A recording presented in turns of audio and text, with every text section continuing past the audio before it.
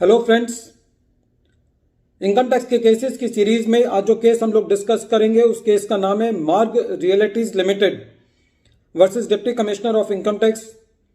ये case 448 ITR page number 574 पे report हुआ। मैटर मद्रास हाई कोर्ट ने डिसाइड किया और इस केस का जजमेंट 25 अक्टूबर 2021 को आया। फ्रेंड्स, बेनामी एक्ट एक ऐसा कानून है जिसके अंदर इतनी ज़्यादा पावर्स असेसिंग ऑफिसर्स को दी गई है, इनिशिएटिंग ऑफिसर्स को दी गई हैं कि यदि ये पावर्स किसी भी एसएससी के अगेंस्ट यदि इनिशियली भी यूज़ की जाएंगी तो वो किसी भी एसएससी के लिए एक इतना लंबा पीरियड लिटिगेशन के लिए हो सकता है। और खाली एक्ट के नाम से ही ऐसा लगता है कि आप किसी के ऊपर एक बहुत बड़ी एलिगेशन, एक बहुत उसको एक्यूज्ड बनाने जा रहे हैं। इस केस के अंदर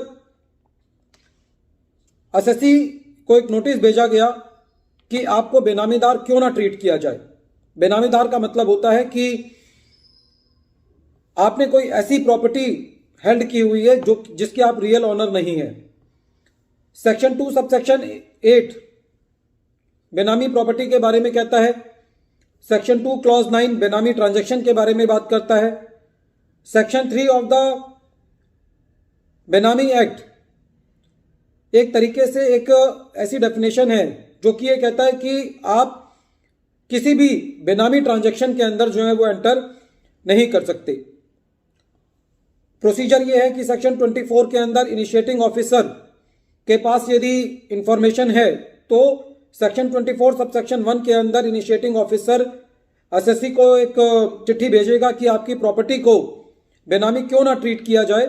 और सेक्शन 24 के अंदर ही इनिशिएटिंग ऑफिसर को ये पावर दी गई है कि वो प्रॉपर्टी को प्रोविजनली अटैच कर सकता है अप्रूवल लेकर के, और बाद में उस प्रोविजनल अटैचमेंट को आगे बढ़ा भी सकता है जब तक कि मैटर एडजुडिकेटिंग अथॉरिटी डिसाइड ना कर दे।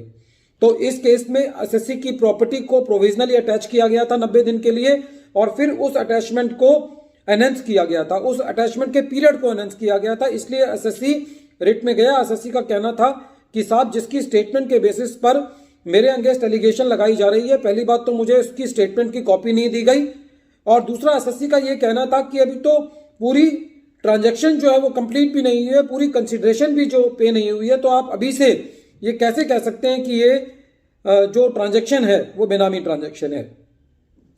जब ये मैटर कोर्ट ने सुना तो दोनों मैटर्स पे डिस्कशन हुआ। कोर्ट का कहना यह था कि जो एसएससी ये कह रहा है कि मुझे मटेरियल प्रोवाइड नहीं किया गया, मुझे वो सारी स्टेटमेंट्स की कॉपी नहीं दी गई, और जिनकी स्टेटमेंट्स हैं उनको क्रॉस एग्जामिन करने का मौका नहीं दिया गया, तो इसके लिए कोर्ट ने ये कहा कि जो इनिशिएटिंग ऑफिसर है उसके ऊपर कोई ऑब्लिगेशन नहीं है कि वो आपको सारा मटेरियल प्रोवाइड करे और आपको क्रॉस एग्जामिनेशन का मौका दे। ये सारे अधिकार एसएससी के पास, एडजुडिकेटिंग अथॉरिटी के पास, जब एसएससी अपनी बात कहने जाएगा तो ये सारी चीजें एसएससी वहां कह सकता है।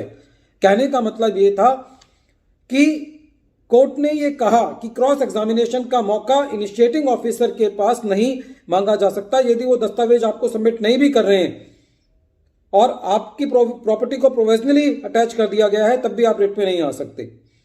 फ्रेंड्स, देखा जाए तो ये केस बहुत हार्श है with due regard to the Madras high court, क्योंकि जिस तरीके से प्रॉपर्टी अटैच आज के टाइम में की जाती है, गार्निशी ऑर्डर पास किए जाते हैं, वो इतने इस तरीके से किए जाते हैं कि उनके अंदर प्रोसीजर्स को फॉलो नहीं किया जा सकता, या जो प्रोसीजर्स है वो फॉलो नहीं किए जाते। यदि किसी की प्रॉपर्टी को आप अटैच कर दोगे, प्रोविजनली आपने 90 दिन के लिए अटैच कर दिया, फिर आपने उसको जब तक अटैच कर दिया जब तक कि एडजुडिकेटिंग अथॉरिटी जो है वो अपना फैसला नहीं देगी, तो एसएससी जो है ना तो उस प्रॉपर्टी को बेच सकता है ना उसके अंदर डील कर सकता है। तो ऐसी परिस्थिति के अंदर एक बहुत ही एसएससी के लिए एक अनकंफर्टेबल कंडीशन पैदा हो जाती है, जिसकी वजह से उसकी पर्सनल लाइफ भी डिस्टर्ब हो सकती है, प्रोफेशनल लाइफ भी डिस्टर्ब हो सकती है। तो कानून के अंदर कुछ इस तरीके से प्रावधान आना चाहिए कि प्रॉपर्टी को इतनी इनिशियल स्टेज पर इनिशिएटिंग ऑफिसर के पास ये पावर नहीं होनी चाहिए कि प्रॉपर्टी को अटैच करे। आप उसकी ट्रांजैक्शन को बेनामी ठहराएं, फिर उसके बाद जब मैटर एडजुडिकेटिंग अथॉरिटी के पास जाए, और एडजुडिकेटिंग अथॉरिटी क्योंकि एक बड़ी अथॉरिटी होती है, उसके अंदर जो ऑफिसर्स होते हैं वो हाई रैंक के ऑफिसर्स होते हैं, और जो उसमें जज होते हैं उसके अंदर एडवोकेट्स होते हैं जो कि सारी मैटर की लीगैलिटी को चेक करके ही बताएंगे कि ये प्रॉपर्टी बेनामी है या नहीं है।